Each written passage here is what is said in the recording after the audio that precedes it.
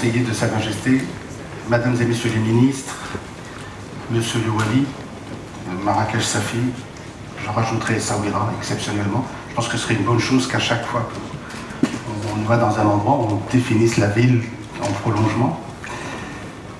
Messieurs les représentants des institutions publiques et privées nationales, Mesdames et Messieurs les élus, le moment le plus difficile est celui de l'introduction d'une conférence.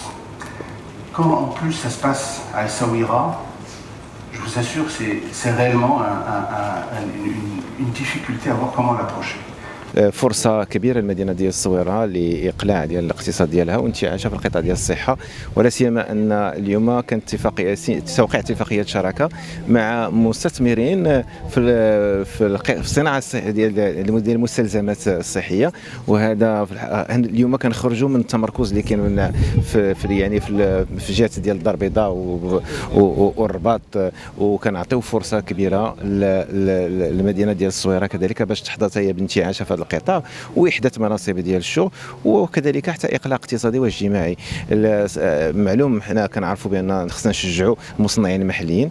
المصنعين المحليين قبلوا باش يجيو لنا يعني اعتقدوا على المؤهلات اللي كاين في المدينه، وكذلك غيساهموا معنا في السياده الصحيه سواء على المستوى الوطني وعلى المستوى القاري، وهذا ما طمح ليه صاحب الجلاله الله ينصرو. ومن خلال التشجيع ديالهم غادي نتحكموا في المستقبل في السعر ديال المستلزمات، لانه غادي يقدر ينعكس كذلك ايجابا على التغطيه الصحيه. هذا ورش ملكي، ومن خلاله صاحب الجلاله بغى يقطع صلة مع الماضي. اليوم كاينه ثوره في القطاع ديال الصحه. صاحب الجلاله بغى يكون توجه جهوي، يعني حتى من ناحيه الحكمه انها تكون حكمه ترابيه. كل جهه غادي يكون عندها خريطه صحيه جهويه اللي غادي ترسم المعالم ديال السياسه الصحيه ديال كل مدينه. اليوم كنختلفوا، يعني جهه الشرق ماشي هي جهه ديال سوس ماسه، ماشي هي جهه ديال درعا تافيلات.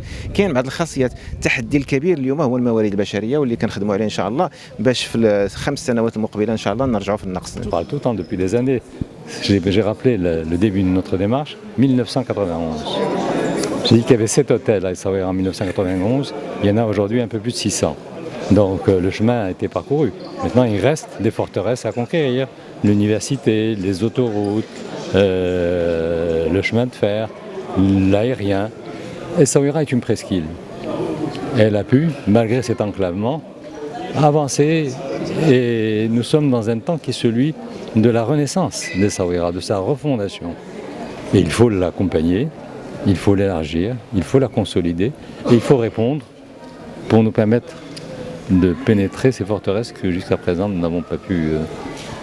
Mais c'était un dialogue où on appelait les choses par leur nom, mais un dialogue respectueux. Et je crois que c'est exemplaire d'avoir cette conversation entre l'exécutif, la société civile et les différents stakeholders d'enjeux comme celui-là. Dans le constructif. Exactement, dans le constructif et dans la dynamique, il faut la nourrir. Et ça, c'est le Maroc. Il n'y a pas beaucoup de pays où c'est possible de le faire, à la fois dans cette sérénité et dans cet esprit de responsabilité partagée. C'est notre fierté. Nous sommes très heureux et très fiers aujourd'hui d'avoir co-organisé avec IFC, filiale du groupe Banque mondiale, le premier événement promotionnel dédié à la promotion des investissements pour la province d'Essaouira, le Essaouira Investor Day.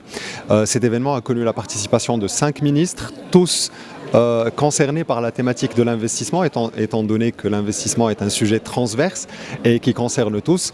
Et donc l'équipement, le transport et la logistique, les nouvelles technologies, la transition numérique et même le ministre de l'investissement, de la convergence et de l'évaluation des politiques publiques ont tous été présents.